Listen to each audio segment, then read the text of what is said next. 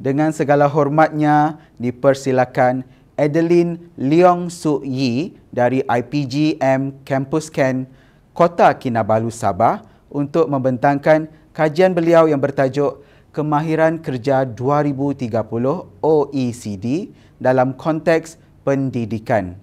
Penilaian Kemahiran Guru Pelatih Institut Pendidikan Guru.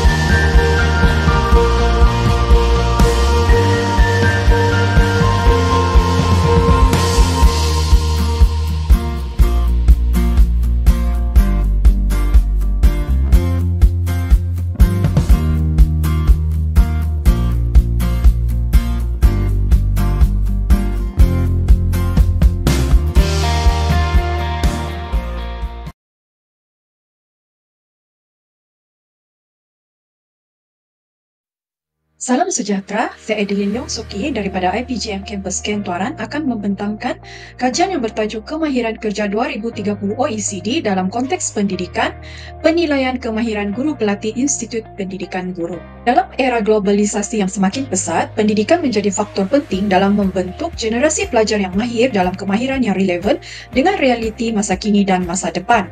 Kefahaman tentang kemahiran yang relevan dalam ekonomi global yang berkembang pesat adalah penting. Oleh itu, guru pelatih sebagai individu yang akan mendidik generasi akan datang perlu melengkapi diri dengan kemahiran mengajar yang efektif. Menurut kajian Tumanduk 2018, kesediaan dan persiapan guru adalah satu kriteria penting untuk pengajaran yang efektif. Kesediaan guru yang rendah untuk mengajar secara langsung akan mempengaruhi proses pembelajaran dan akhirnya menjejaskan pencapaian akademik. Pada tahun 2018, Organization for Economic Cooperation and Development (OECD) telah mengeluarkan laporan yang mendalam mengenai kemahiran yang dijangka menjadi kritikal menjelang tahun 2030. Laporan ini menggambarkan 3 domain utama kemahiran yang dianggap penting dalam menghadapi perubahan pantas dalam pasar kerja global. Yang pertama yaitu kemahiran kognitif dan metakognitif, kedua kemahiran sosial dan emosi, dan yang ketiga kemahiran praktikal dan fisikal. Dalam era globalisasi dan revolusi industri 4.0, keperluan untuk mempersiapkan tenaga kerja yang memenuhi tuntutan masa depan menjadi semakin mendesak.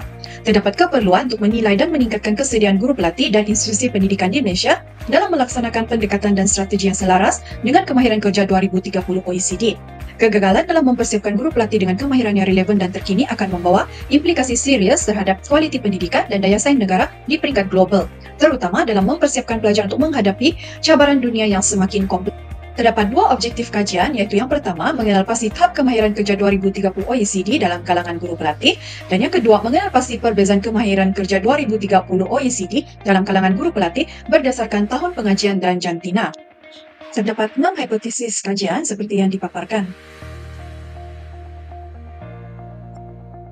Metodologi kajian. Kajian ini adalah satu kajian kuantitatif menggunakan kajian berbentuk tinjauan bagi tujuan pengumpulan data. Kajian ini menggunakan kaedah tinjauan secara soal selidik yang diedarkan secara Google Form. Data yang diperolehi menerusi kajian ini dianalisis menggunakan SPSS 26.0. Dalam kajian ini, sampel kajian dipilih secara persempelan rawak yang terdiri daripada 263 orang guru pelatih dari Institut Pendidikan Guru yang mewakili berbagai bidang pengkhususan, dan tahun pengajian telah dipilih sebagai sampel kajian. Instrumen yang digunakan mengandungi 30 item yang menggunakan 4 skala Likert. Instrumen ini mempunyai ciri-ciri psikometri yang lengkap dari segi kepercayaan, dapat dilihat daripada jadual yang dipaparkan. Kesemua alfa kromak adalah melebihi 0.7. Interpretasi Skolmin adalah berdasarkan sumber daripada Barlaza et al. 2023 seperti yang dinyatakan dalam jadual. Berikut merupakan dapatan kajian. Sampel kajian terdiri daripada 53 orang lelaki dan 210 orang perempuan, manakala daripada PSMP ambilan Jun 2019 adalah 50 orang dan PSMP ambilan Jun 2020 adalah 213 orang. Berikut merupakan dapatan kajian dan perbincangan bagi bahagian A, iaitu tahap kemahiran kerja 2030 OECD dalam kalangan guru pelatih. Berikut merupakan hasil dapatan tahap dimensi 1. Secara keseluruhannya berada pada tahap sederhana. Kajian Popandulu et al. 2023 menekankan kepentingan kefahaman dan perkembangan kemahiran metakognitif dalam era pendidikan 4.0.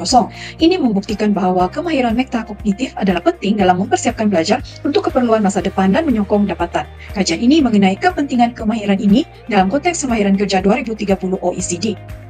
Seterusnya, tahap bagi dimensi 2 juga adalah berada pada tahap sederhana. Dalam kajian oleh Skewix et al. 2023, penekanan diberikan kepada pentingnya kemahiran sosial emosi dalam kalangan guru. Dalam kajian ini menunjukkan bahawa kemahiran sosial emosi seperti bertindak dengan mengambil kira perasaan orang lain adalah penting tidak hanya untuk pelajar tetapi juga untuk guru sebagai ejen utama dalam mempengaruhi kemahiran sosial emosi pelajar. Oleh itu, peningkatan dalam kemahiran sosial emosi dapat memberi impak positif kepada persekitaran pendidikan dan pembelajaran, mempromosikan hubungan interpersonal yang lebih baik dan persekitaran yang lebih kondusif untuk pembelajaran. Dimensi ketiga juga menunjukkan tahap yang sederhana iaitu 3.15. Item 27 menunjukkan nilai min yang paling rendah. Dalam konteks pendidikan, kemahiran menghasilkan persembahan kreatif adalah sangat penting. Ia bukan sahaja untuk meningkatkan keberkesanan pengajaran tetapi juga membantu mengekalkan minat dan motivasi pelajar dalam pembelajaran.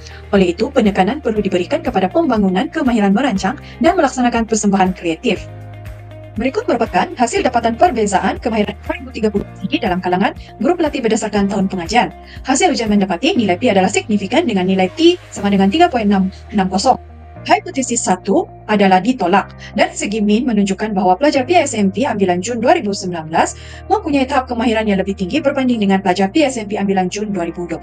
Oleh itu, keputusan ini menunjukkan bahawa terdapat perbezaan tahap kemahiran kognitif dan metakognitif dalam kalangan responden berdasarkan tahun pengajian. Seterusnya, dapatan menunjukkan nilai P adalah signifikan dengan nilai T 4.235 bagi dimensi kemahiran sosial dan emosi, maka hipotesis 02 adalah ditolak. Dari segi min menunjukkan bahawa pelajar PSMP ambilan Jun 2019 mempunyai tahap kemahiran yang lebih tinggi berbanding dengan pelajar PSMP ambilan Jun 2020. Maka keputusan ini menunjukkan bahawa terdapat perbezaan tahap kemahiran sosial dan emosi dalam kalangan responden berdasarkan tahun pengajian. Hasil analisis ujian T yang menunjukkan nilai P adalah signifikan dengan nilai T 3.460 bagi dimensi kemahiran praktikal dan fizikal. Hal ini menunjukkan hipotesis 03 tidak terdapat perbezaan yang signifikan kemahiran praktikal dan fizikal dalam kalangan guru pelatih berdasarkan tahun pengajian adalah ditolak. Jika dilihat dari segi min, pelajar PSMP ambilan Jun 2019 mempunyai tahap kemahiran yang lebih tinggi berbanding dengan pelajar PSMP ambilan Jun 2020. Hasil kajian menunjukkan perbezaan yang signifikan di antara tahap kemahiran pelajar PSMP ambilan Jun 2019 yang baru memasuki alam pekerjaan dengan pelajar PSMP ambilan Jun 2020. Keputusan ini memberi petunjuk positif bahawa program pendidikan guru di IPG telah berhasil dalam mempersiapkan calon guru sesuai dengan keperluan masa hadapan selaras dengan kerangka kerja OECD. Seterusnya adalah hasil dapatan perbezaan kemahiran kerja 2030 OECD dalam kalangan guru pelatih berdasarkan jantina. Seperti jadual yang dipaparkan, hasil ujian mendapati nilai P adalah tidak signifikan bagi dimensi kemahiran kognitif dan metakognitif, maka hipotesis 04 adalah gagal ditolak. Oleh itu, tidak terdapat perbezaan yang signifikan terhadap kemahiran kognitif dan metakognitif dalam kalangan guru pelatih berdasarkan jantina. Seterusnya, perbezaan kemahiran sosial dan emosi guru pelatih berdasarkan jantina bagi dimensi kemahiran sosial dan emosi. Dapat dilihat daripada jadual, nilai T adalah 3.580 dan signifikan, maka hipotesis 5 adalah ditolak. Dari segi min menunjukkan bahawa pelajar lelaki mempunyai tahap kemahiran yang lebih tinggi berbanding dengan pelajar perempuan. Maka keputusan ini menunjukkan bahawa terdapat perbezaan tahap kemahiran sosial dan emosi dalam kalangan responden berdasarkan jantina. Yang terakhir, perbezaan kemahiran praktikal dan fizikal guru pelatih berdasarkan jantina. Hasil analisis ujian T menunjukkan nilai P adalah signifikan dengan nilai T 2.073 bagi dimensi kemahiran praktikal dan fizikal. Hal ini menunjukkan hipotesis 06 tidak terdapat perbezaan yang signifikan dalam kemahiran praktikal dan fizikal dalam kalangan guru pelatih berdasarkan jantina adalah ditolak. Jika dilihat dari segi min, pelajar lelaki mempunyai tahap kemahiran yang lebih tinggi berbanding pelajar perempuan dengan min 3.14.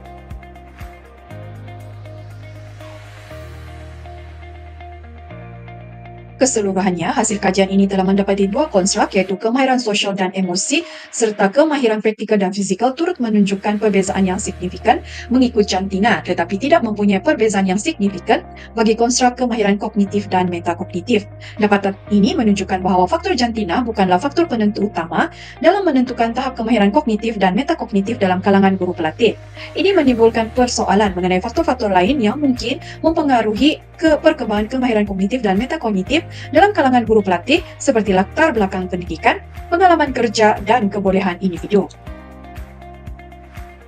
Hasil kajian juga menunjukkan adanya perbezaan yang signifikan dalam kemahiran sosial dan emosi antara pelajar lelaki dan pelajar perempuan, di mana pelajar lelaki menunjukkan kemahiran sosial dan emosi yang lebih tinggi berbanding dengan pelajar perempuan.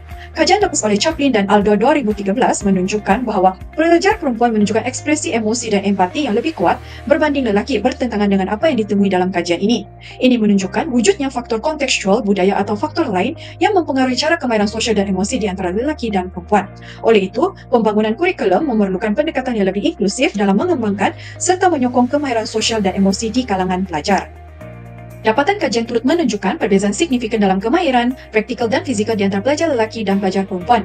Dengan demikian, kaedah pengajaran harus disesuaikan untuk mengembangkan kemahiran ini secara inklusif serta mengambil kira perbezaan individu berdasarkan jantina. Kajian ini menyarankan perlunya kesedaran yang lebih mendalam tentang bagaimana norma dan stereotip jantina dapat mempengaruhi peluang pembelajaran dan penilaian kemahiran. Kesimpulan, secara keseluruhannya, penekanan pada penggunaan kemahiran kognitif dan metakognitif, kemahiran sosial dan emosi dan kemahiran praktikal dan fizikal di peringkat IPG boleh memberi peluang kepada guru-guru masa depan untuk lebih berjaya mengatasi cabaran-cabaran kompleks dalam kerjaya mereka. Dengan memberi penekanan yang betul dalam pembangunan kemahiran ini, sistem pendidikan dapat mempersiapkan guru-guru yang lebih berkualiti dan berdaya maju yang akan mendidik generasi alfa yang akan menghadapi tuntutan pekerjaan menjelang tahun 2030 seperti yang disarankan oleh OECD. Sekian sahaja pembentangan saya. Sekian, terima kasih. Terima kasih kepada Adeline Leong Suk Yi atas pembentangan sebentar tadi. Sesi soal-jawab selama 5 minit akan diadakan sejurus selepas pembentangan. Sila kemukakan soalan anda melalui chat box YouTube.